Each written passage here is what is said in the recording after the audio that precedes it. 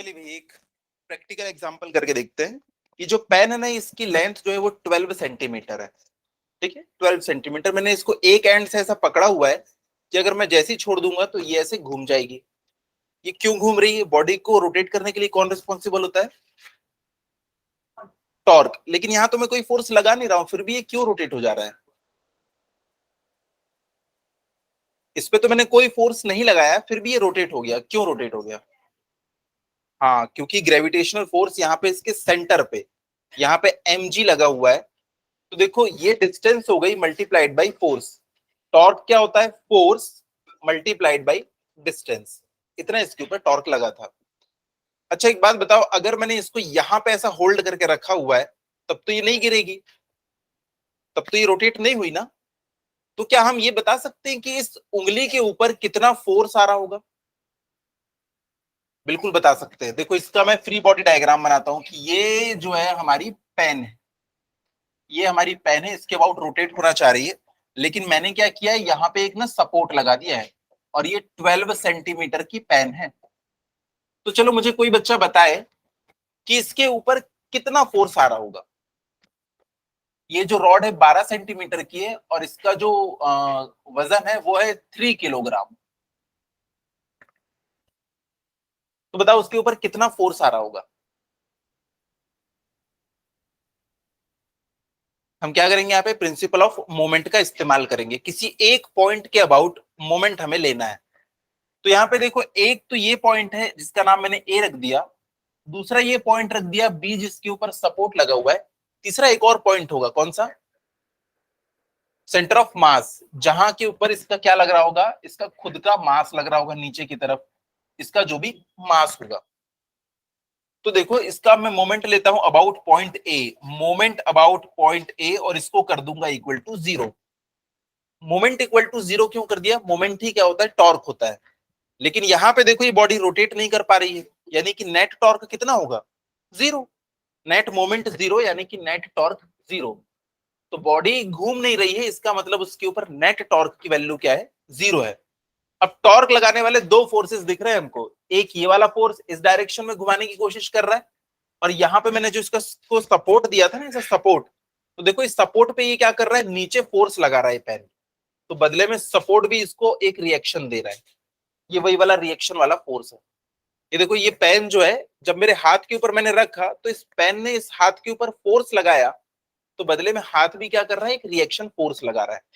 तो इस पेन के ऊपर आ गए दो फोर्स, एक खुद का मास और एक इसने इसके ऊपर रिएक्शन फोर्स लगाया। यही दोनों फोर्स दिख रहे हैं हमको। तो देखो दोनों फोर्स दिख रहा है। अब मैं मोमेंट अबाउट पॉइंट ए लेके उसको इक्वल टू जीरो कर दूंगा।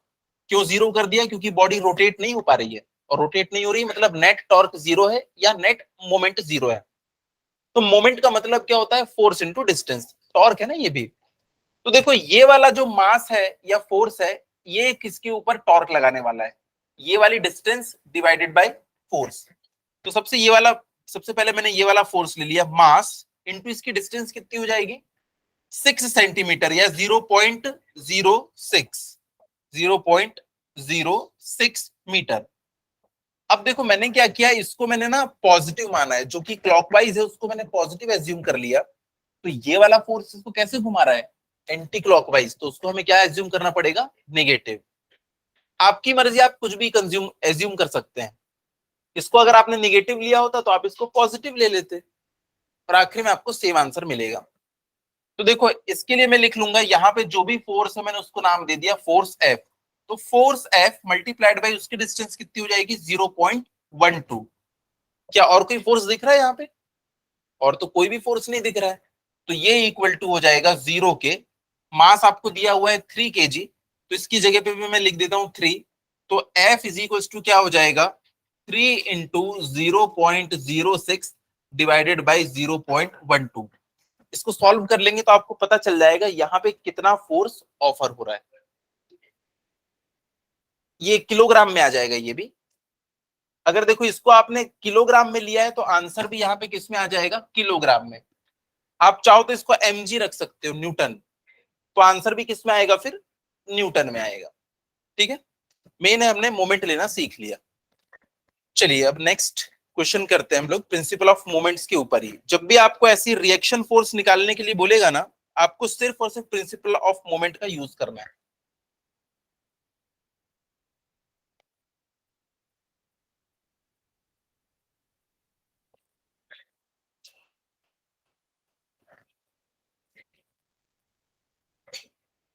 ये सारे क्वेश्चन तो हो गए थे। ये क्वेश्चन घर जाके एक और बार सॉल्व करके देखिए, बहुत इंपॉर्टेंट क्वेश्चन है ये। मैंने बताया बहुत सारे कॉम्पिटिटिव एग्जाम में इससे एक एक चीज निकाल के पूछता है, और एनडीए एग्जाम में तो डायरेक्ट ये क्वेश्चन पूछ चुका है। अब इसके बाद देखो ये वाला एक क्वेश्चन है, ये भी इंपॉर्टेंट क्वेश्चन है। इसमें क्या बोल रहा है, ये एक हमारी रॉड है, ये जो 2 मीटर का दिख रहा है ना, ये एक रॉड है। इसको मैंने रस्सी से इस तरफ भी बांध दिया और इसको रस्सी से इस तरफ भी बांध दिया, जैसे झूला बांधते हैं। लेकिन झूले में क्या रहता है, दोनों रस्सी ऐसी वर्टिकल रहती है, इसमें दोनों एक एंगल के ऊपर है। इसने वॉल के साथ एंगल बनाया है 53.1 और इसने एंगल बनाया हुआ है 36.9 डिग्री। कुछ समझ में आ रहा है कि ये एंगल ऐसा क्यों दिया हुआ है? 36.9 डिग्री को हम क्या एज्यूम कर लेंगे, 37 डिग्री, क्योंकि हमको उसमें पता है सारी चीजें। और 53.1 को क्या एज्यूम कर लेंगे, 53। मोर और लेस आंसर उतना ही आएगा, क्योंकि फिर तो चलो बच्चे इसको 53 ले लेंगे, उसको 37 डिग्री ले लेंगे। तो देखो क्वेश्चन में क्या पूछ रहा है, एक नॉन यूनिफॉर्म बार है जिसका वेट W है। ये भी देखो एक नॉन यूनिफॉर्म बार है, क्योंकि एक साइड ये पतली है और एक साइड ये मोटी है। तो इसका जो सेंटर ऑफ मास होगा ना, बिल्कुल बीचों बीच नहीं होगा भाई, क्योंकि इस साइड मास कम है, इस साइड मास ज्यादा है। तो इसका सेंटर ऑफ मास भी ना थोड़ा सा इस तरफ को होगा।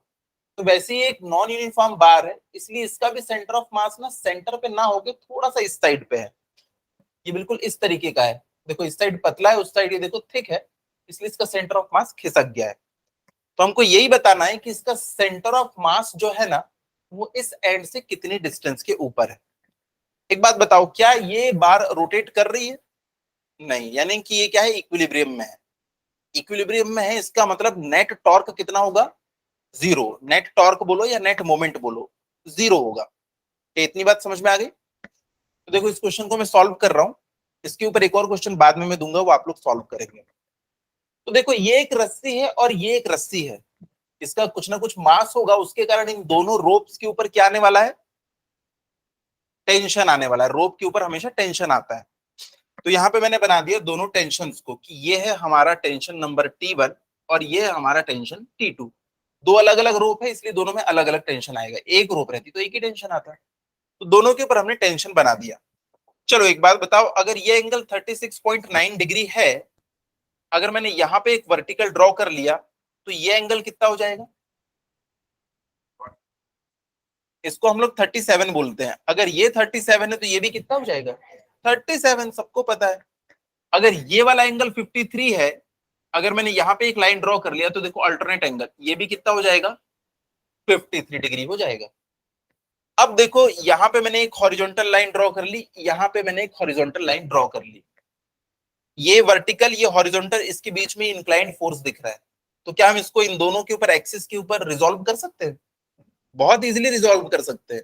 चलो बताओ इसका नाम क्या हो जाएगा, कॉस 37। Very good. क्योंकि यहां से 37 बना है, तो इसके साथ क्या हो जाएगा, T1 cos 37। यहां पे बताओ टुवर्ड्स लेफ्ट होगा या टुवर्ड्स राइट होगा, टुवर्ड्स लेफ्ट। तो देखो ये टुवर्ड्स लेफ्ट, क्योंकि इन दोनों फोर्सेस के बीच में ये फोर्स होना चाहिए। ये कितना हो जाएगा, T1 sin 37। Very good. अब देखो यहाँ पे ये वाला फोर्स कितना हो जाएगा, sin 37 53। ये देखो इसने एंगल नहीं बनाया ना, तो इसके साथ में साइन, और जिसके साथ एंगल बनाता है उसके साथ में क्या हो जाता है, T2 cos 53 डिग्री। तो डायग्राम हमको समझ में आ गया। T1 और T2 का काम हमने खत्म कर दिया उसको रिजॉल्व करके। चलो इस डायग्राम में, अब मैं इस डायग्राम को मैं फिर से यहाँ पे ड्रॉ करता हूँ ताकि थोड़ा क्लियर दिखाई दे।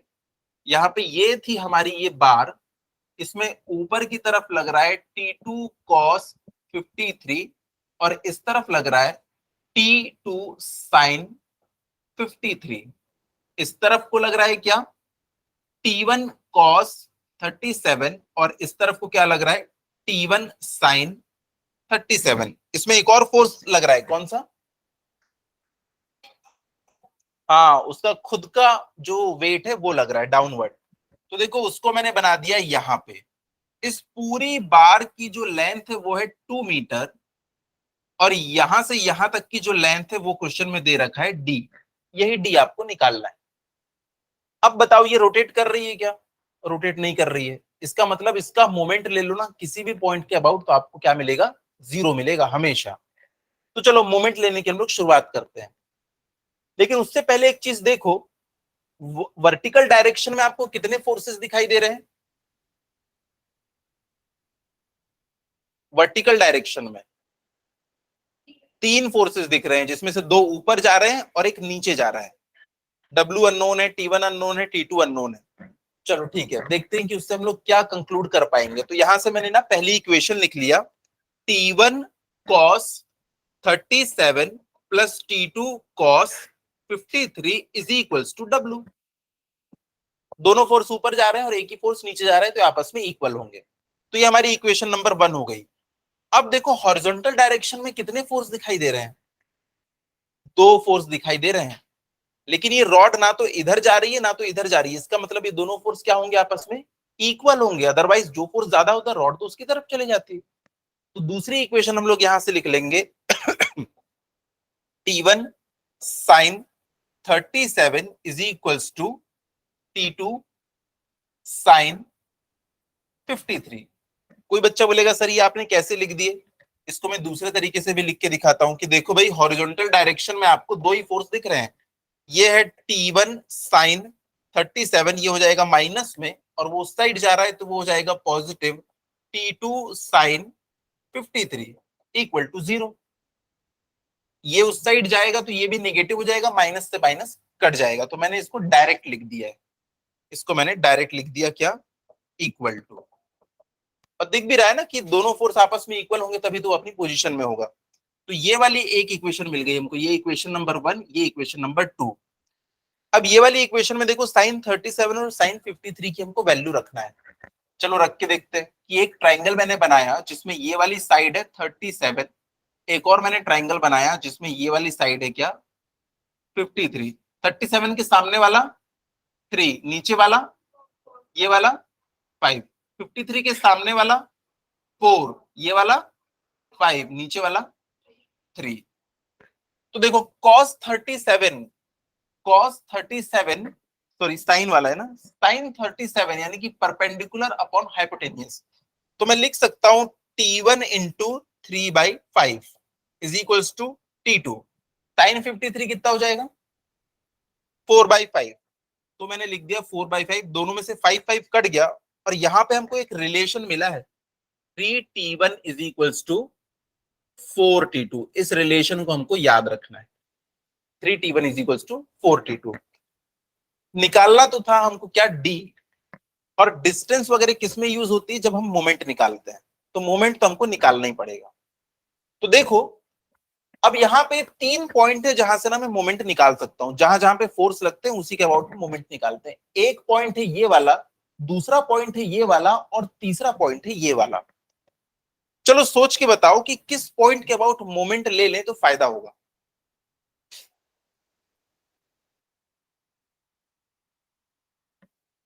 चलो एक एक से पूछते हैं, बताइए क्या लग रहा है किस पॉइंट के अबाउट मोमेंट लेने पे फायदा होगा?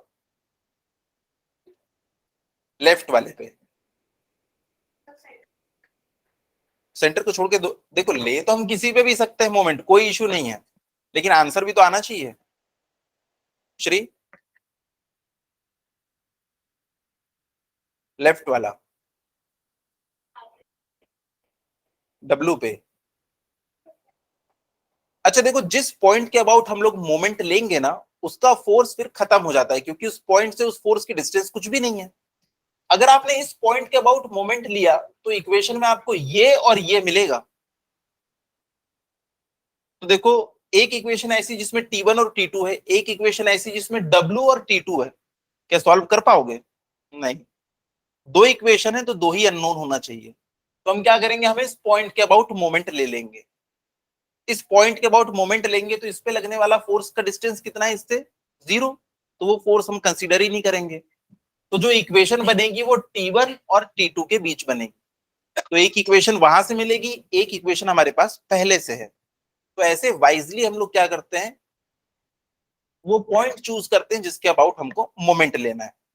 ठीक है, तो चलो मैं मोमेंट अबाउट दिस पॉइंट ले लेता हूं। यहाँ पे इस पॉइंट को मैंने नाम दिया ए, इसको नाम दिया बी, इसको नाम दिया सी। तो मोमेंट अबाउट बी, और ये इक्वल टू होगा जीरो के, क्योंकि बार यहाँ पे रोटेट कर ही नहीं रही है। तो नेट टॉर्क या नेट मोमेंट क्या होगा, जीरो। तो चलो, जिसने बताया था कि सेंटर पॉइंट के अबाउट हम मोमेंट लेंगे, वही बच्चा क्या करेगा, मोमेंट लेके बताएगा। कौन है वो? हाँ, चलो, इस पॉइंट के अबाउट ये वाला जो फोर्स है, इसका मैं मोमेंट लेना चाहता हूं, T1 cos 37 का। ठीक है, तो बताओ कितना हो जाएगा। सबसे पहले तो फोर्स लिख लो चुपचाप, T1 cos 37 multiplied by distance कितनी है उसकी पॉइंट बी से, डी डिस्टेंस। Very good. तो यहां पे हमने लिख दिया डी। अब देखो, इस पॉइंट के अबाउट ये वाला फोर्स कैसे घुमा रहा था इसको, क्लॉकवाइज, और आपने उसको पॉजिटिव लिया है। दूसरा फोर्स कौन सा दिख रहा है, T2 cos 53। अब ये देखो, क्लॉकवाइज घुमाएगा या एंटी क्लॉकवाइज? हाँ देखो, बी पॉइंट के अबाउट ये वाला जो फोर्स है ना, इसको एंटी क्लॉकवाइज घुमा रहा है। बी पॉइंट के अबाउट ये वाला फोर्स इसको क्लॉकवाइज घुमा रहा था, और आपने उसको पॉजिटिव लिया है। तो बी पॉइंट के अबाउट ये वाला फोर्स एंटी क्लॉकवाइज घुमा रहा है, तो हमारे पास कोई चारा नहीं है, हमको इसे क्या लेना होगा, नेगेटिव T2 cos 53। और डिस्टेंस कितनी है उसकी,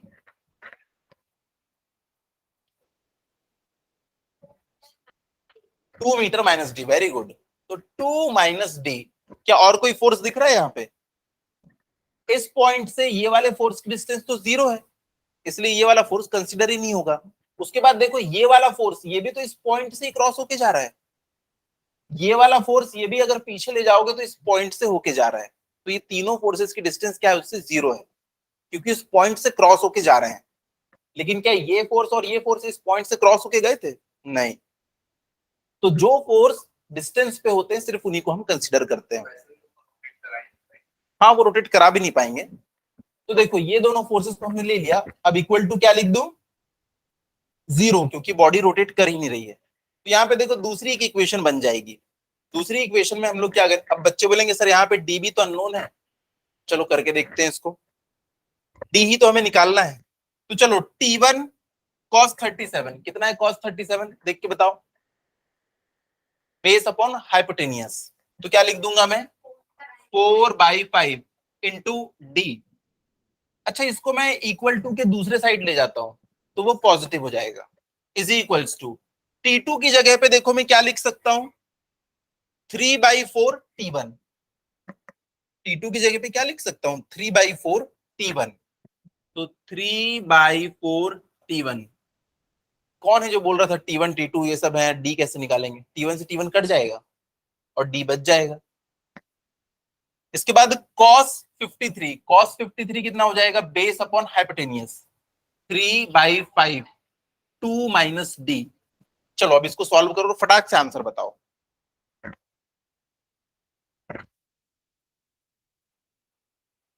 क्वेश्चन काफी इंपॉर्टेंट है, ये कई सारे कॉन्सेप्ट क्लियर करता है। अगर सिर्फ 11th क्रॉस करना है तो ये क्वेश्चन को पढ़ने की जरूरत नहीं है। आगे अगर एग्जाम्स वगैरह देने तो क्वेश्चन को अच्छे से करने की जरूरत है। क्वेश्चन कब समझ में आएगा, जब आप इसको एक बार फिर से घर में लेके बैठोगे। अगर नहीं बनेगा तब आप नई चीजें समझोगे, सीखोगे। इसलिए घर जाके इस क्वेश्चन को एक और बार सॉल्व करना है। तो चलो, यहां से अब आप T1 से T1 कट कर दीजिएगा और डी की वैल्यू बताइए। कैलकुलेशन फास्ट होनी चाहिए। आया डी?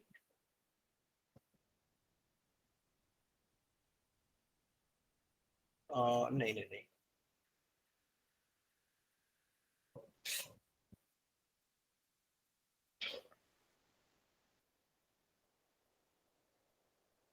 ये 4 पहले से है तो ये 16 डी हो जाएगा ना। एक 4 पहले से भी तो है डी के साथ। चलो, आंसर आया कितना, 2/17। नहीं नहीं नहीं, गड़बड़ है।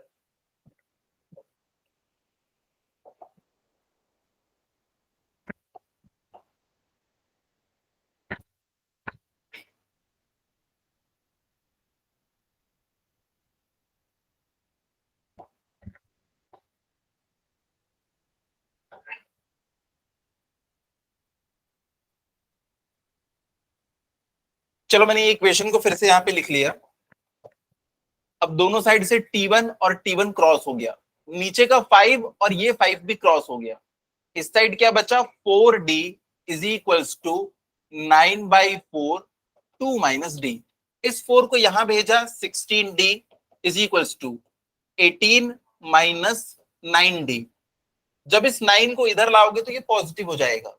16 plus 9 25D is equals to 18। D is equals to 18/25। कितना आ गया था? हाँ, इसको जब सॉल्व करोगे तो कितना आएगा, 25 से 175, तो 0.72 मीटर। जितनी ज्यादा कैलकुलेशन करोगे ये आपको बिना कैलकुलेटर के करते बन जाएगा। ठीक है, तो 0.72 मीटर। क्या क्वेश्चन में कोई डाउट है? फिर से मैं एक बार बता देता हूं कि क्वेश्चन में कुछ ऐसा था कि ये एक बार रखी हुई है, इसमें इस साइड एक रोप बंधी है, इस साइड एक रोप बंधी है, दोनों अलग अलग एंगल के ऊपर बंधी है। तो हमने क्या किया, हमने पता किया कि ये दोनों रोप्स के ऊपर टेंशन आ रहा होगा, एक के ऊपर T1 और एक के ऊपर T2। तो T1 और T2 दोनों इंक्लाइंड फोर्सेस हैं, तो हमने क्या किया, जिस पॉइंट पे लगे उस पे एक वर्टिकल एक हॉरिजॉन्टल, वर्टिकल और हॉरिजॉन्टल एक्सिस ड्रॉ किया। तो इसके दोनों कंपोनेंट आ गए, वर्टिकल कंपोनेंट, हॉरिजॉन्टल कंपोनेंट। इसका T1 cos 37 हो जाएगा, क्योंकि अल्टरनेट एंगल ये 37 है तो ये भी 37। तो T1 cos 37, T1 sin 37, T2 cos 53, T2 sin 53। इस डायग्राम को हमने फिर से यहाँ पे बना लिया। उसके बाद नीचे एक W भी लग रहा था ये, जो कि D डिस्टेंस के ऊपर था। इस पूरी की लेंथ कितनी, 2 मीटर है। हमें बस ये D डिस्टेंस निकालना है। जब भी हमें डिस्टेंस निकालना हो या रिएक्शन फोर्स निकालना हो, हम प्रिंसिपल ऑफ मोमेंट्स का यूज करते हैं। तो प्रिंसिपल ऑफ मोमेंट्स में क्या होता है कि अगर कोई बॉडी रोटेट ना कर रही हो, ये रोटेट नहीं कर रही थी, इक्विलिब्रियम में थी, तो मोमेंट अबाउट एनी पॉइंट क्या हो जाता है, जीरो। मोमेंट ही क्या होता है, टॉर्क होता है, फोर्स इंटू डिस्टेंस। तो किसी भी पॉइंट के अबाउट मोमेंट ले लो, उसको जीरो के इक्वेट कर देना। तो हम यहाँ पे ए बी सी तीनों पॉइंट के अबाउट मोमेंट ले सकते थे, लेकिन हमने चूज किया कि हम पॉइंट बी के अबाउट मोमेंट लेंगे। ऐसा हमने इसलिए किया क्योंकि यहाँ पे जब हमने देखा कि वर्टिकल डायरेक्शन में 3 फोर्सेस हैं, ये देखो, उनको मैंने इक्वेट कर दिया। ऊपर डायरेक्शन में जाने वाले फोर्स इज इक्वल टू नीचे डायरेक्शन में जाने वाला फोर्स। और हॉरिजॉन्टल में सिर्फ 2 ही फोर्स दिख रहे हैं, एक उधर और एक इधर, और बॉडी कहीं भी मूव नहीं कर रही। इसका मतलब क्या होगा, दोनों आपस में इक्वल होंगे। जब इनकी वैल्यूज रखा मैंने साइन 37 और साइन 53 की, तब मुझे एक रिलेशन पता चला T1 और T2 के बीच में। तो T1 और T2 के बीच एक रिलेशन हमारे पास पहले से है। मैं अगर एक और रिलेशन निकाल लूं तो मैं क्या कर सकता हूं, इक्वेशन को सॉल्व कर सकता हूं। तो मोमेंट अबाउट मैंने पॉइंट बी ले लिया, क्योंकि जिस पॉइंट के भी अबाउट मोमेंट लेते हैं उस पे लगने वाला फोर्स इक्वेशन से गायब हो जाता है, क्योंकि उस फोर्स की उस पॉइंट से डिस्टेंस क्या हो जाती है, जीरो। तो मैंने पॉइंट बी के अबाउट मोमेंट लिया, तो मुझे इक्वेशन में ना T1 और T2 दिखाई दिए, और साथ ही अननोन डी भी दिख रहा है। तो देखो, T1 और T2 के बीच हमको रिलेशन पता था, तो हमने वो वैल्यूज को यहाँ पे पुट कर दी। T1 से T1 कट गया और D के टर्म्स में पूरी इक्वेशन आ गई, जिसको सॉल्व किया हमने और आंसर मिल गया। चलो इसी बात पे अगला क्वेश्चन बनाते हैं। एक कार है जिसका वेट है 1800 kilogram. Distance between its front and back axle is 1.8 metre. तो यहाँ पे हमारे पास एक कार है, कार में सामने 2 व्हील्स होते हैं और पीछे की तरफ भी 2 व्हील्स होते हैं।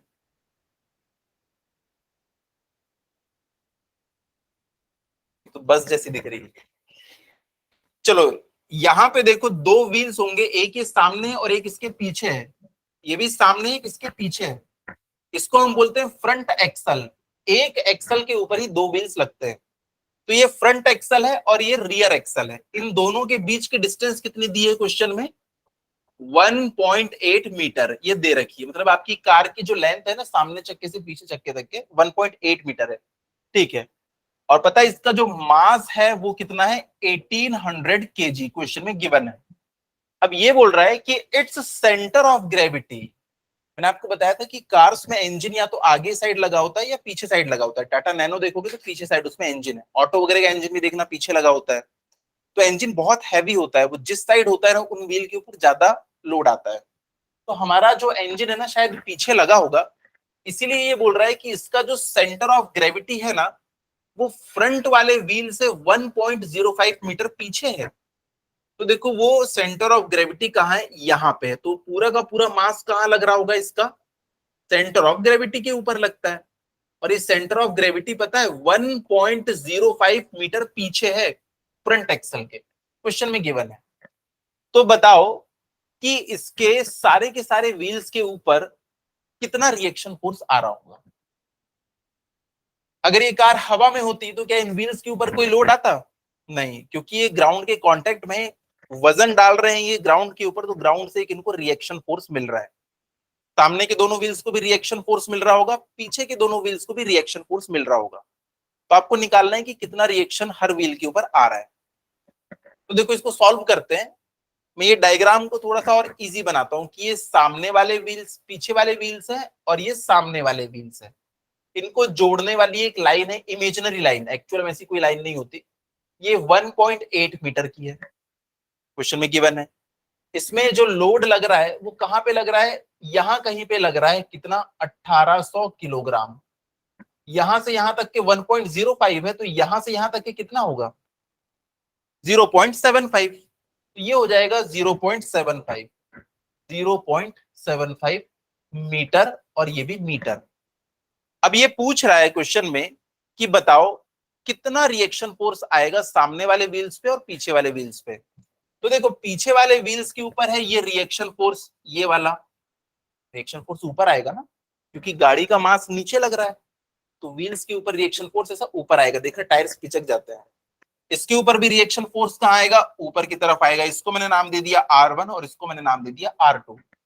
पता है अगर ये जो मास है ना ये बिल्कुल बीचों बीच होता तो दोनों के ऊपर रिएक्शन बिल्कुल सेम आता, लेकिन यहाँ पे ये जो सेंटर ऑफ ग्रेविटी थोड़ा पीछे है, तो मास जो लग रहा है ना वो भी थोड़ा पीछे लग रहा है। मतलब बताओ रिएक्शन फोर्स R1 ज्यादा होगा या R2 ज्यादा होगा? R1 यार, जिधर ज्यादा मास है ना उधर ही। आप खुद सोचो कि अगर आप यहाँ पे किसी, मतलब ये एक लकड़ी की पटिया है, इधर आपने कंधे पे पकड़ा, इधर एक कंधे पे पकड़ा, एक दोस्त यहाँ पे खड़ा है, तो जो दोस्त यहाँ पे होगा ना उसको ज्यादा अपने कंधों पे वजन फील हो रहा होगा। अगर ये पीछे की तरफ चला जाएगा ना तो इसको ज्यादा वजन फील होगा, रिएक्शन फोर्स ज्यादा। तो हमें रिएक्शन फोर्स निकालना है। अब आप लोग बताओ रिएक्शन फोर्स निकालना हो या डिस्टेंस निकालना हो, हम क्या करते हैं? प्रिंसिपल ऑफ मोमेंट का हम यूज करते हैं। यहां पे भी हमें प्रिंसिपल ऑफ मोमेंट का यूज करना है। अब बताओ किस पॉइंट के अबाउट में मोमेंट लो। ये है हमारा पॉइंट ए, ये है हमारा पॉइंट बी, और ये है हमारा पॉइंट सी। हमें R1 और R2 की वैल्यू निकालना है। बताओ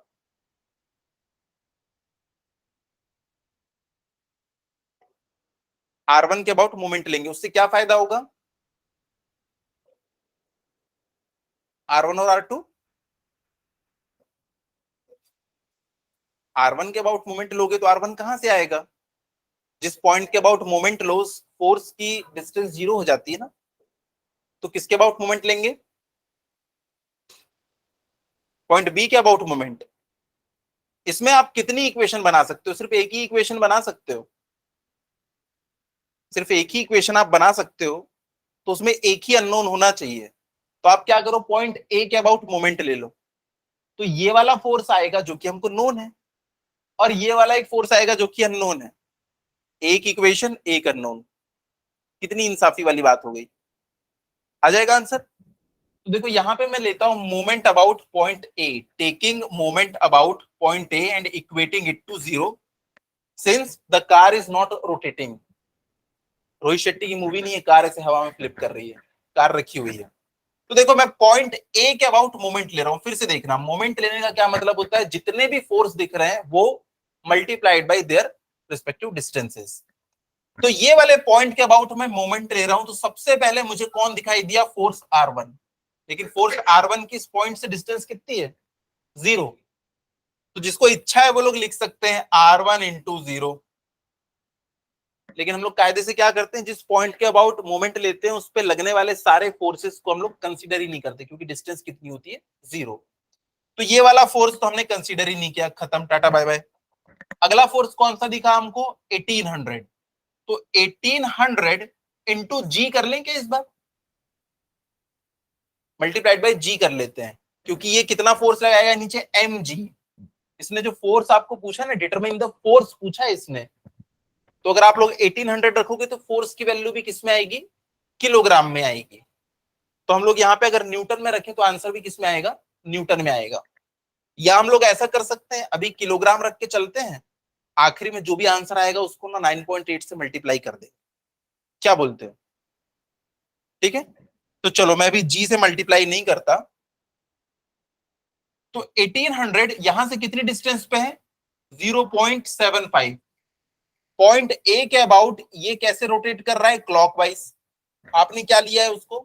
पॉजिटिव। अब एक बात बताओ, R2 कैसे रोटेट कर रहा है इसको? तो मैं क्या लूंगा यहाँ पे? माइनस फोर्स इनटू उसकी डिस्टेंस कितनी है पॉइंट ए से?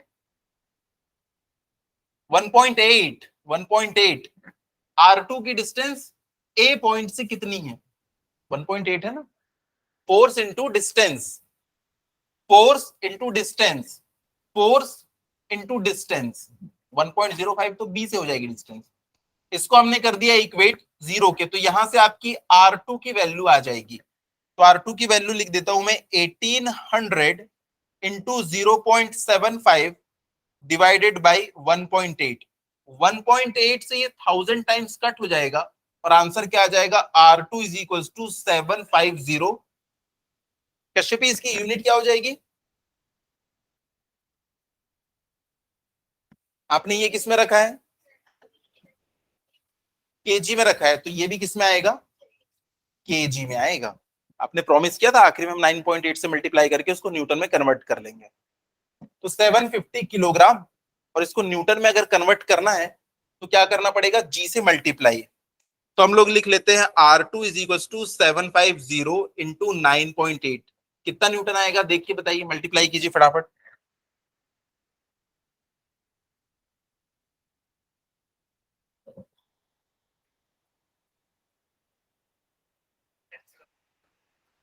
हमारी मर्जी, हम लोग 9.8 से प्रैक्टिस रखेंगे। कोई 10 से नहीं करेगा। जी की वैल्यू कितनी? 9.8। क्या है, प्रैक्टिस 9.8 से करो ना, एग्जाम में फिर कुछ भी आया सब बना लेंगे।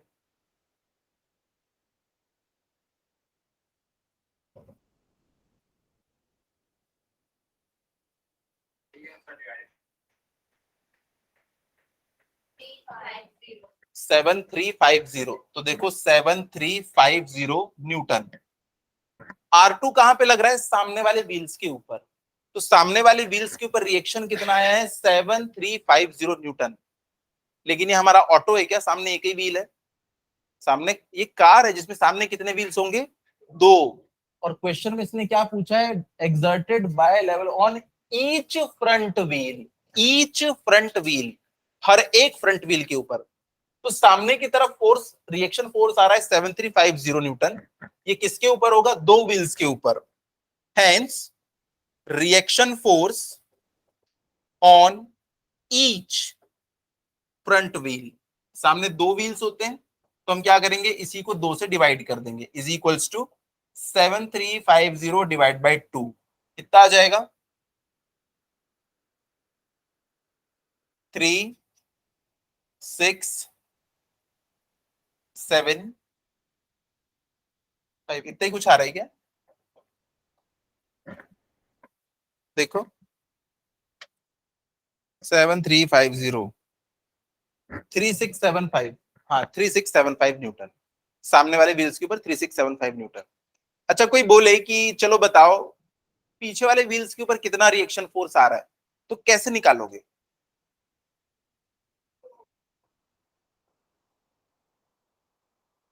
हाँ, पॉइंट सी के अबाउट आप मोमेंट लोगे तो आपको R1 की वैल्यू पता चलेगी और फिर आप निकाल सकते हो। लेकिन एक दूसरा तरीका भी है। ऊपर जाने वाले फोर्स कौन कौन से हैं? R1 plus R2 is equals to क्या हो जाएगा? 1800। R1 plus R2 is equals to 1800। इसकी वैल्यू आप निकाल चुके हो, तो R1 कितना हो जाएगा? 1800 माइनस 750। कितना हो जाएगा ये? 1050 किलोग्राम। या R1 is equals to 1050 into 9.8 newton. तो हर बैक व्हील के ऊपर कितना आ जाएगा? Divided by 2। ठीक है, तो मोमेंटम को बार बार लेने की जरूरत नहीं, वैसे भी निकाल सकते हो, बट लेंथी प्रोसेस क्यों अपनाए हम? ठीक है, चलिए इसके बाद है अगला क्वेश्चन। आप लोगों ने मोमेंट ऑफ इनर्शिया के सारे फॉर्मूले याद कर रखे होंगे। चलो पेज पलट के यहाँ पे देख लो, हमें कुछ चीजों की जरूरत पड़ेगी। Torques of equal magnitude are applied to a hollow cylinder, तो मुझे यहां पे जरूरत पड़ेगी moment of inertia of hollow cylinder, ये आप लोग बताएंगे। और उसके बाद किसकी जरूरत पड़ेगी, सॉलिड स्फीयर।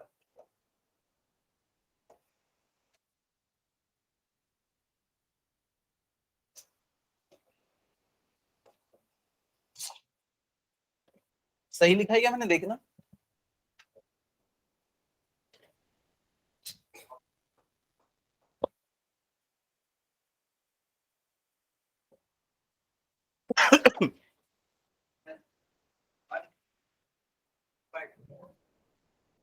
हॉलो सिलेंडर है ना, हॉलो सिलेंडर। हाँ नीचे स्फीयर है, मैंने सबका मोमेंट ऑफ इनर्शिया लिखवाया था। चलो मुझे तो याद है, लेकिन मुझे याद नहीं रखना है, आप लोगों को याद रखना है। तो हॉलो सिलेंडर का एम आर स्क्वायर और सॉलिड स्फीयर का कितना हो जाता है, 2/5 एम आर स्क्वायर। जिन बच्चों को याद नहीं आ रहा है, यहाँ पे ध्यान से देखो, एक बार और देख लो कि एक चीज होती है मोमेंट ऑफ इनर्शिया नाम की।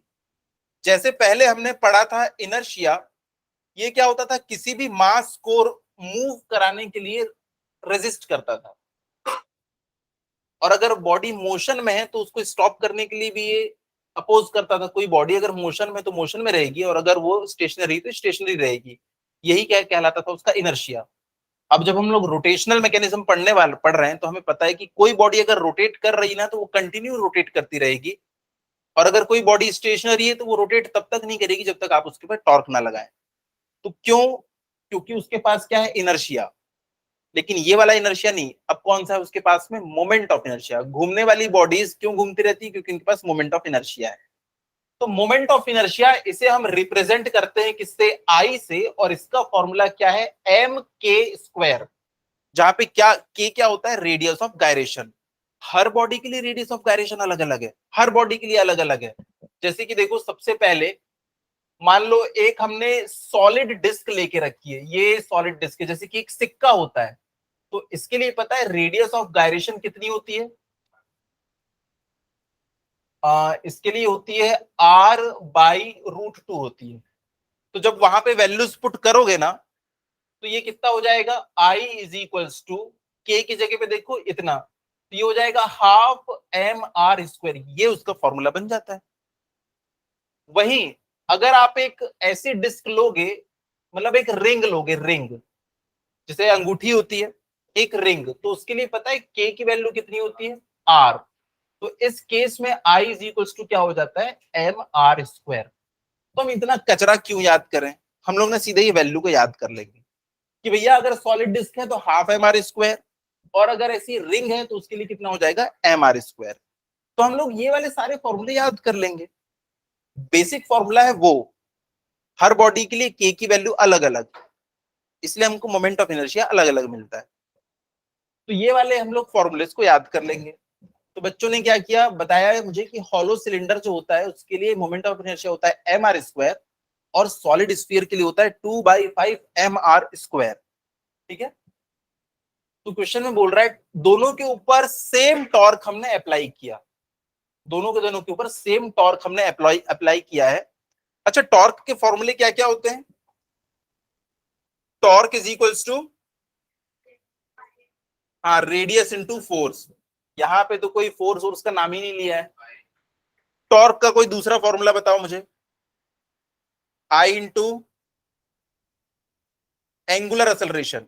याद करो ना, force is equals to mass into acceleration.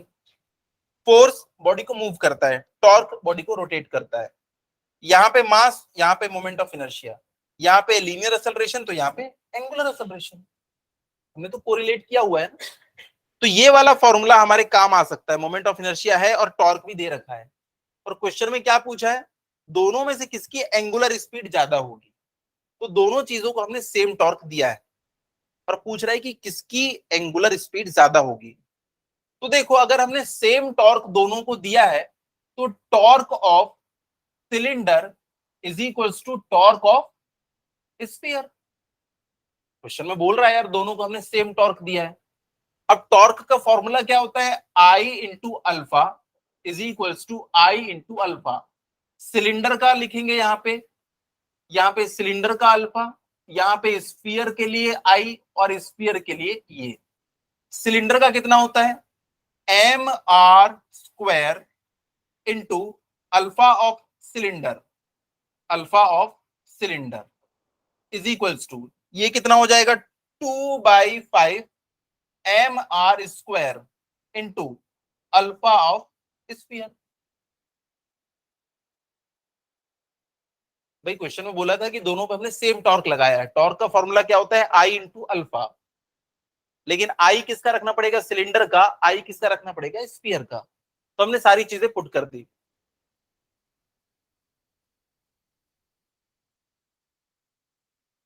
ठीक है, अब मैंने सारी चीजें और बाकी सेम क्यों ली, क्योंकि क्वेश्चन में लिखा हुआ है torque of equal magnitude applied to hollow cylinder solid sphere both having the same mass and radius, mass और रेडियस दोनों की सेम है, इसलिए मैंने इसके लिए भी एम आर स्क्वायर लिखा, इसके लिए भी एम आर स्क्वायर लिखा। क्वेश्चन में दिया है मास भी सेम है, रेडियस भी सेम है।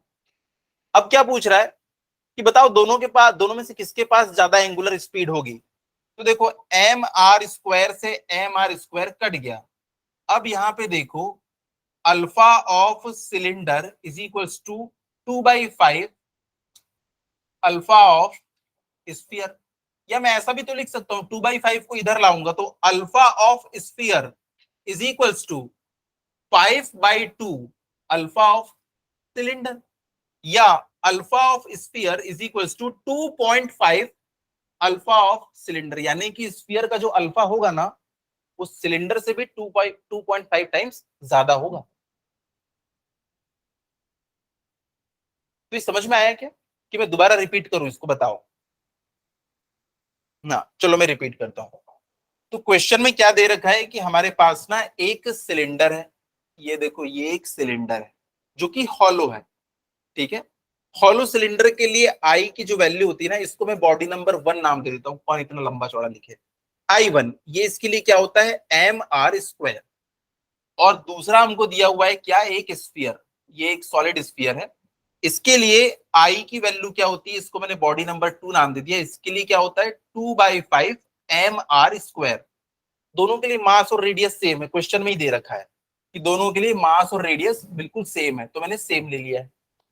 अब क्या किया हमने, इसको भी एक टॉर्क दिया और इसको भी एक टॉर्क दिया, और दोनों का टॉर्क क्या है, बिल्कुल सेम है।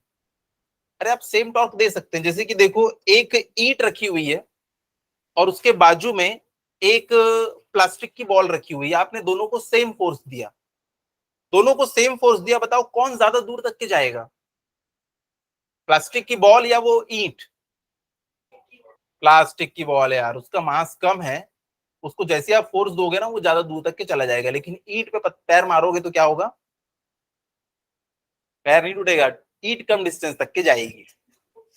तो वैसे यहाँ पे हमने टॉर्क दिया है, आपने वहां पे मास से कंपेयर किया था, यहाँ पे कौन है governing body, moment of inertia, जिसका मोमेंट ऑफ इनर्शिया ज्यादा, यार वो कम स्पीड से रोटेट होगा।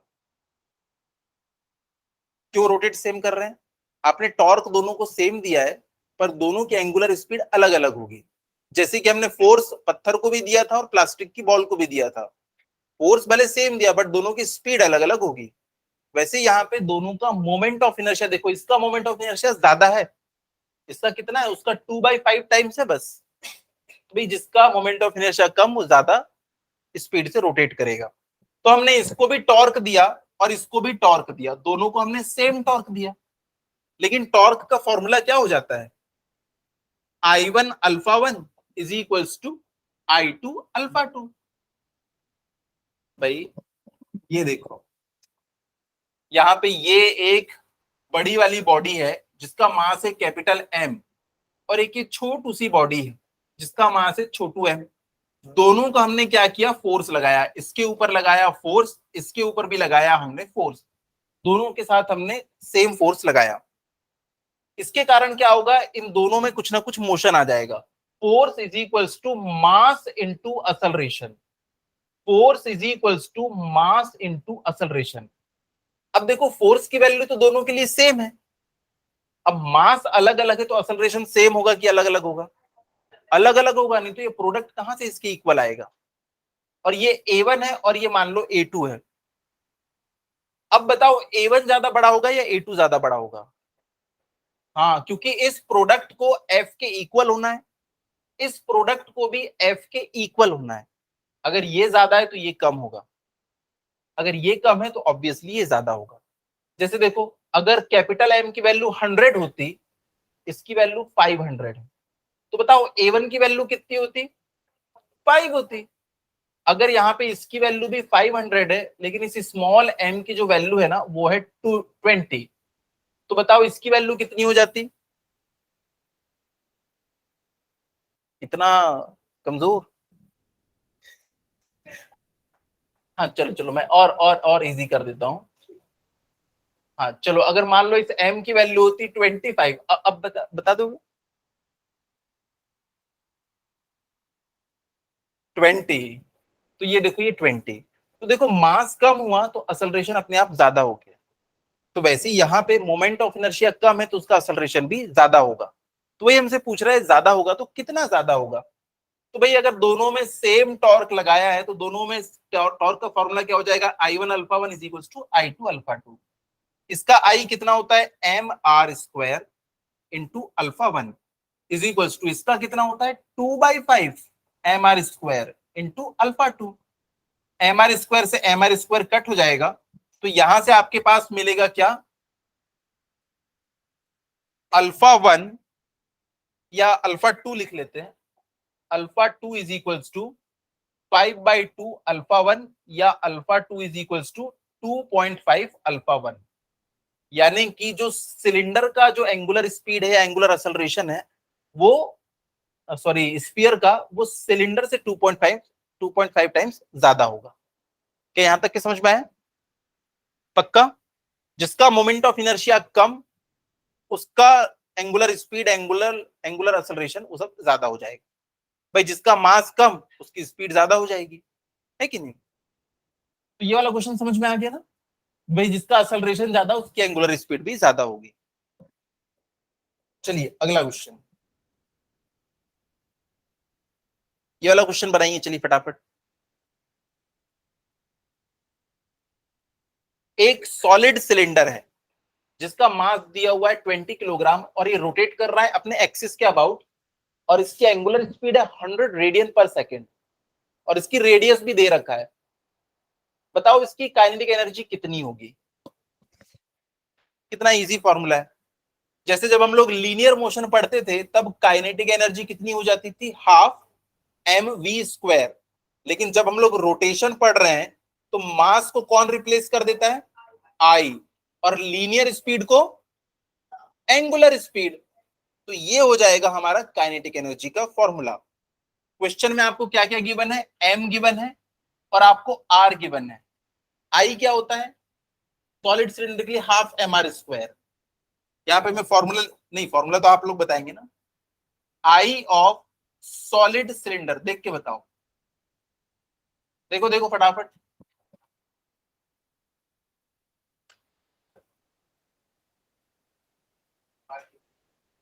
mr³/2, क्यूब तो किसी में भी नहीं आता,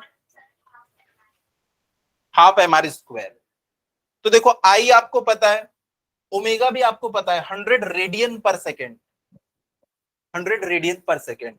तो यहां से हम लोग निकाल सकते हैं काइनेटिक एनर्जी कितनी हो जाएगी? हाफ। अब देखो मैं लिख रहा हूं क्या? Moment of inertia. Moment of inertia कितना हो जाता है? Half into mass into radius का स्क्वायर। तो मैं 100 × 100 लिख लिया। कई बच्चे पता है इसमें क्या गलती करते हैं? सबसे बड़ी गलती मैं बता रहा हूं, वो क्या करते हैं, इसका मोमेंट ऑफ इनर्शिया लिख लेते हैं हाफ mr² इंटू ओमेगा²। ये सामने वाले हाफ को ना भूल जाते हैं। पहले ये हाफ को लिखना है, उसके बाद आई में भी एक और हाफ आता है, तो वो ना 2 बार हाफ लिखना भूल जाते हैं। मेरी बात समझ में आ रही है ना? ये कॉमन मिस्टेक है। इसलिए पहले हाफ लिख लो, उसके बाद ब्रैकेट लगा के आई की वैल्यू यह है हाफ mr², उसके बाद फिर ओमेगा का स्क्वायर। सॉरी रेडियस कुछ और है यार, 0.25 है, तुम लोग बताते भी नहीं हो। रेडियस कितनी है 0.25 का स्क्वायर लिख देता हूं, चलो, इंटू 100 का स्क्वायर। चलो सॉल्व करो।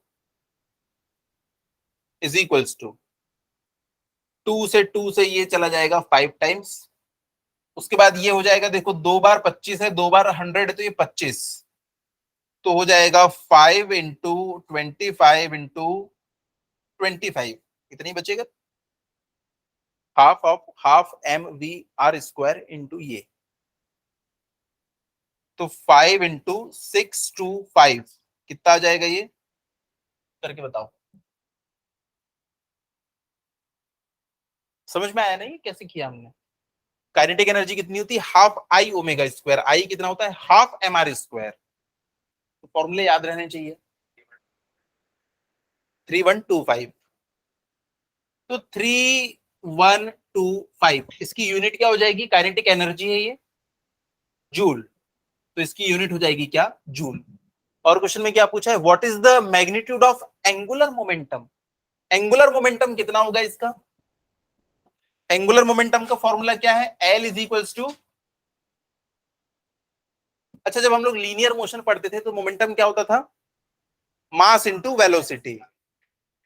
तो देखो उस समय होता था मास इंटू वेलोसिटी, यहां पे मास को कौन रिप्लेस करेगा, आई, इसको कौन रिप्लेस करेगा, ओमेगा। तो एंगुलर मोमेंटम क्या होता है, आई ओमेगा। ये तो हम लोग पढ़ भी चुके हैं, फॉर्मूले रिवाइज नहीं करते घर जाके, देखो बहुत जरूरी है, रिवाइज करते चलना है। तो भाई आई तो हम लोग पहले ही निकाल चुके हैं, देखो वो ओमेगा भी गिवन है, आ जाएगा ये, पक्का आ जाएगा। चलो ये वाला क्वेश्चन है, बहुत इंपॉर्टेंट क्वेश्चन है।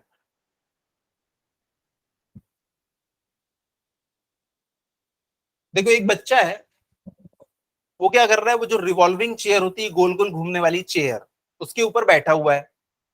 अब बैठा हुआ है और वो अपने हाथ को ऐसे खोल के बैठा हुआ है, तो इसका मोमेंट ऑफ इनर्शिया अभी कुछ होगा, लेकिन जैसे ही अपने मासेस को, ये हाथ में क्या है, मास है ना, अपने मास को अपने सेंटर की तरफ ले आएगा, तो इसका मोमेंट ऑफ इनर्शिया कम होगा या ज्यादा होगा, कम हो जाएगा। मास जितना ज्यादा दूर, मोमेंट ऑफ इनर्शिया उतना ही ज्यादा। मास को जितना पास लाएगा, इसलिए शक्तिमान भी रोटेट करता था ऐसे करके, ताकि उसको रोटेट करने में आसानी हो।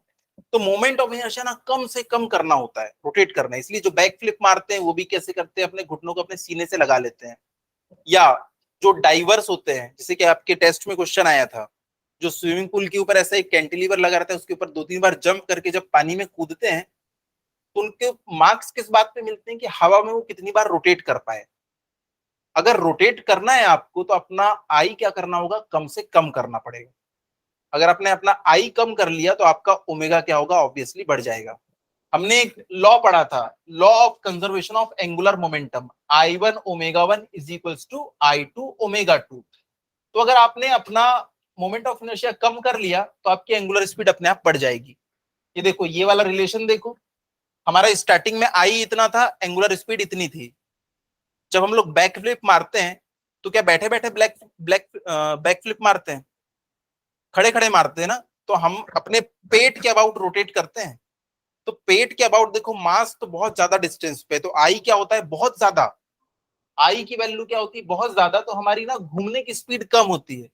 अगर ऐसी रहोगे ना, तो आप बैक फ्लिप मार नहीं पाओगे। तो हम क्या करते हैं, अपने घुटनों को अपने सीने से लगा लेते हैं, तो ये बहुत कम हो जाता है, तो बदले में ये अपने आप बढ़ जाता है, ताकि इस प्रोडक्ट को ये कांस्टेंट रख पाए।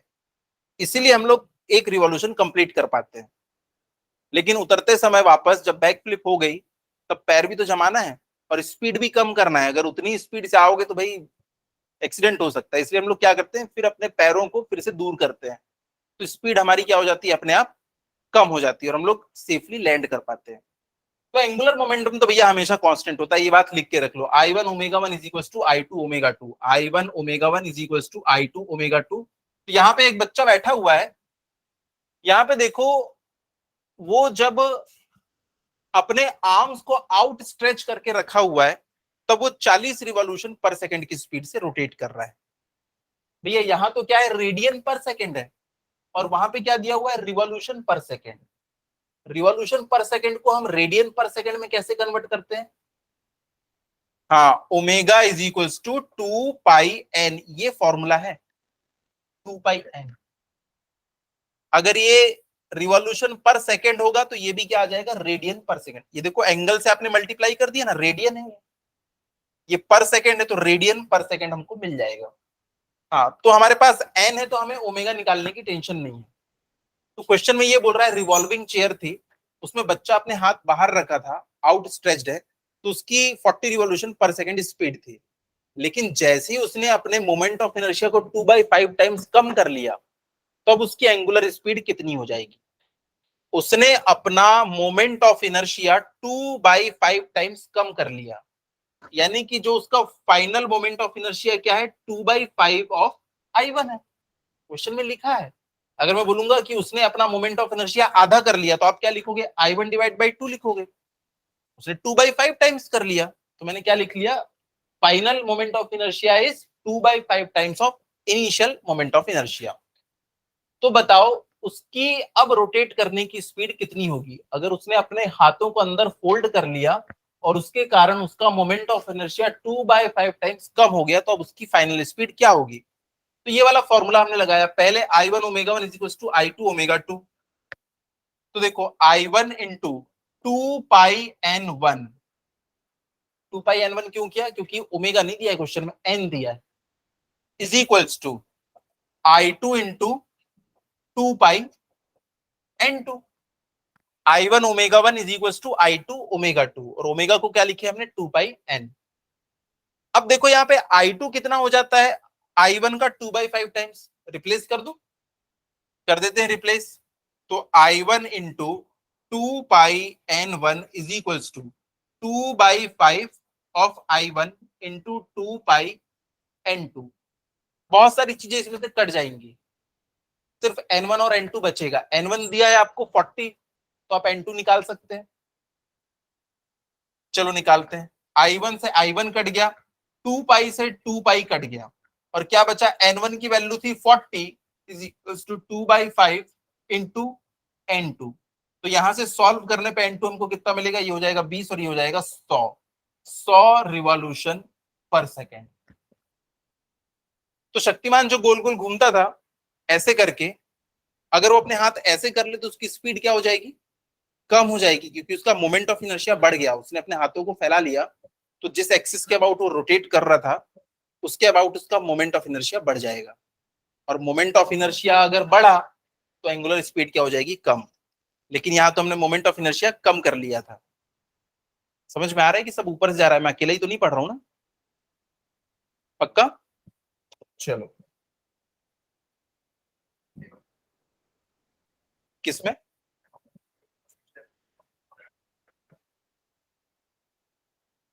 हाँ, विदाउट फ्रिक्शन नहीं दिया है तो हमको कुछ लेना भी नहीं, नहीं भी लिखता तो हम कोई फ्रिक्शन कंसीडर नहीं करते। क्वेश्चन में लिख दिया है विदाउट फ्रिक्शन। अगर फ्रिक्शन लगा होता तो क्या होता, उसकी स्पीड उतनी नहीं बढ़ पाती, क्योंकि समय के साथ वो जो रोटेट कर रहा है ना, जैसे कि पंखा बंद कर दो थोड़ी देर के बाद बंद क्यों हो जाता है, फ्रिक्शन है ना, एयर रेजिस्टेंस है। तो हम लोग यहाँ पे रेजिस्टेंस वगैरह को कुछ भी काउंट नहीं करेंगे। अच्छा, अगला भी दिया हुआ है इसमें, B, show that the child's new kinetic energy of rotation is more than the initial kinetic energy of rotation. हाँ, तो देखो ओमेगा बढ़ चुका है, पहला वाला ओमेगा कितना था, 2 पाई इंटू 40, और नया वाला ओमेगा कितना है, 2 पाई इंटू 100। तो देखो उसकी initial kinetic energy 1 is equals to कितनी थी, half I1 into 2 pi into 40 का स्क्वायर। ये पुरानी वाली काइनेटिक एनर्जी थी, और नई वाली काइनेटिक एनर्जी कितनी हो जाएगी उसकी, हाफ 2/5 ऑफ I1, नया वाला मोमेंट ऑफ इनर्शिया इतना ही था ना, इनटू अब उसकी स्पीड कितनी हो गई, 2 पाई इंटू 100 का square. Equation 1 divide by equation 2, this divide by this, तो हाफ से हाफ कट गए, I1 से I1 निकल लिए, 2 पाई से 2 पाई चल दिए, क्या बचा, kinetic energy 1 divided by kinetic energy 2 is equals to क्या बचा, 40 इंटू 40 अपॉन 2/5, नीचे 2 लिखा, ऊपर को ऊपर 5 कर दिया, एक ही बात है, इंटू 100 इंटू 100, 0 0 इससे कट गए, 4 से ये चला जाएगा 25 बार, 5 से ये चला जाएगा 5 बार, तो kinetic energy 1, kinetic energy 2 is equals to कितना हो जाएगा, ऊपर कुछ नहीं बचा था ना, 4 बचा हुआ है क्या, 4/10। तो यहां से देख लो कौन ज्यादा है, काइनेटिक एनर्जी 1 ज्यादा है कि 2 ज्यादा है, 2 ज्यादा है, ये देखो। अरे यहां से इसको इधर भेज दो, इसको इधर भेज दो, तो आपको क्या मिलेगा, kinetic energy 2 is equals to 5/2 of kinetic energy 1। तो काइनेटिक एनर्जी बढ़ गई कि कम हो गई, फाइनल काइनेटिक एनर्जी पुरानी काइनेटिक एनर्जी की 5/2 टाइम ज्यादा है, 2.5 गुना ज्यादा है।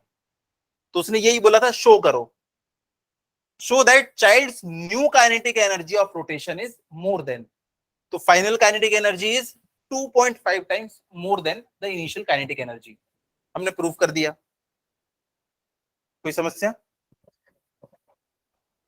अभी अगला वाला क्वेश्चन है, याद करो आज की क्लास की स्टार्टिंग में मैंने बोला था ये वाला क्वेश्चन बहुत इंपॉर्टेंट है, जो कि एनडीए और कई सारे कॉम्पिटिटिव एग्जाम में पूछा है, डिक्टो इसके ऊपर वो वाला क्वेश्चन है। तो मैं एक्सपेक्ट करता हूं कि बच्चे नेक्स्ट क्लास में इस क्वेश्चन को बना के लाएंगे। ये वाला क्वेश्चन, इसमें क्या है, वही एक हॉलो सिलेंडर है, चलो इसको अभी बना लेते जब तक सर नहीं बुलाते। तो इसमें एक हॉलो सिलेंडर है, क्या हुआ, ठीक है 2 मिनट लगेगा, बस मैं डायग्राम बना देता हूं कि ये देखो, ये एक सिलेंडर रखा हुआ है, ये इसमें एक नीचे मास लटक रहा है, कोई सा मास। इस सिलेंडर का जो मास है, इस सिलेंडर का 3 kg है, मतलब आपको m की वैल्यू दे रखा है, और इसकी रेडियस भी दे रखा है आपको 0.4 मीटर।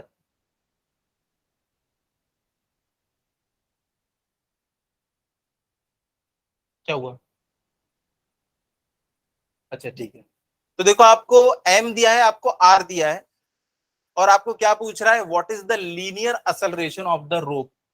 आपको a की वैल्यू पूछ रहा है, a कितना होगा। यार सब तो घूमने वाली चीजें हैं, तो हम a कैसे निकाल सकते हैं, कोई फॉर्मूला याद आ रहा है, a is equals to alpha यार, और क्या, a is equals to alpha यार। तो r दिया हुआ है, हमको अब अल्फा निकालना पड़ेगा। तो अल्फा कैसे निकालें, देखो आपको मास दे रखा है, r दे रखा है, मतलब आप i निकाल सकते हैं। अगर आप i निकाल सकते हैं तो टॉर्क के फॉर्मूले में देखो, टॉर्क के फॉर्मूले में आता है i अल्फा, लेकिन टॉर्क का फॉर्मूला होता है F into R D. R हमको दे रखा है और फोर्स भी दे रखा है 30 न्यूटन। यहाँ पे कोई मास नहीं लटका है, मुझे लगा था मास लटका हुआ है। यहाँ पे हम 30 न्यूटन का फोर्स लगा रहे हैं। तो देखो फोर्स इंटू रेडियस, टॉर्क आ जाएगा, वैल्यू को यहां पुट करेंगे। आई हमको पता होना चाहिए कितना होता है, हॉलो सिलेंडर का कितना होता है, नहीं सिलेंडर का मास 3 kg है, तो इसका कितना हो जाता है हॉलो सिलेंडर का, mr²। m पता है, आर स्क्वायर पता है, अल्फा आ जाएगा। जैसे अल्फा है वहां पुट करो, लीनियर एक्सेलरेशन आ जाएगा। तो मैं इसको पूरा डिलीट कर रहा हूं, ये आप लोग को खुद से बनाना है, ठीक है। चलिए ये शेयर हो जाएगा पीडीएफ, आप इसको कोशिश करेंगे। उसके बाद अगली क्लास में हम लोग रोलिंग को पढ़ेंगे। कई स्कूलों में रोलिंग नहीं पढ़ा रहे हैं कि आउट ऑफ सिलेबस है, लेकिन हमें पढ़ना है, क्योंकि हमें सिर्फ 11th पास नहीं करना है, आगे भी पढ़ना है ना। तो बहुत छोटी छोटी चीजें हैं उसमें डिस्कस करने के लिए, फॉर्मूले देखेंगे, 2-3 न्यूमेरिकल करेंगे और रोलिंग भी खत्म हो जाएगा। अगली क्लास इस चैप्टर को एंड करने वाले हैं, ठीक है। सारे फॉर्मूलों को रिवाइज करके आइएगा। चलिए मिलते हैं फिर अगली क्लास में। थैंक यू बच्चों, थैंक यू तानिया रीमा, आप लीव कर सकते हैं। Thank you sir. ओके बच्चे।